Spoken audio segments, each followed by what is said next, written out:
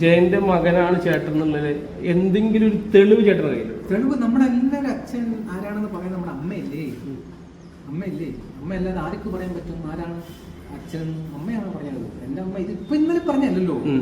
ഞാൻ ഓർമ്മ വെച്ച കാലം തൊട്ട് പറയുന്നല്ലേ. എൻ്റെ ജനനം ആ വീട്ടിലായിരുന്നു, ശ്രീകൃഷ്ണപുരത്തിലായിരുന്നു. ഓലയില് ഞാൻ കൊല്ലം ഡിസ്ട്രിക്ട് ഹോസ്പിറ്റലിലെ പ്രസവിച്ച. പക്ഷെ എൻ്റെ അമ്മ പ്രസവം കഴിഞ്ഞ് കൊണ്ടുവരുന്നത് ഭാരതിയമ്മ. എൻ്റെ അച്ഛൻ ശ്രീ ജയന്റെ അമ്മ ഭാരതിയമ്മയാണ് എൻ്റെ അമ്മയുടെ പ്രസവം നടന്നത്. 2 വയസ്സ് വരെ ഞാൻ ആ വീട്ടിൽ വളർന്നതാണ്.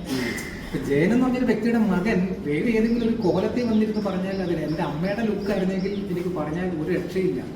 ഞാനിപ്പോൾ ശാരീരികമായ വിഷയമെന്ന് പറയുന്നത് 2 അവസ്ഥയുണ്ട്. ഒന്ന്, എൻ്റെ അച്ഛന് വയസ്സ് 41 ഉള്ളൂ.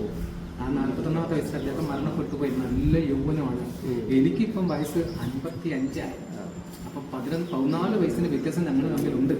2 അച്ഛനെന്ന് പറഞ്ഞ വ്യക്തി ഒരു നേവി ഉദ്യോഗസ്ഥൻ, നല്ല യൗവനം നിൽക്കുന്ന സമയത്ത് മലയാള സിനിമയിൽ വന്ന് എല്ലാ സിനിമയും വിജയിക്കണം. അദ്ദേഹത്തിന്റെ ജീവിതത്തിലെ ഏറ്റവും വലിയൊരു എന്ന് പറഞ്ഞാൽ അദ്ദേഹം അഭിനയിച്ചിട്ടുള്ള ഒറ്റ സിനിമ പോലും പരാജയപ്പെടില്ല. സന്തോഷം മാത്രമേ ഉള്ളൂ.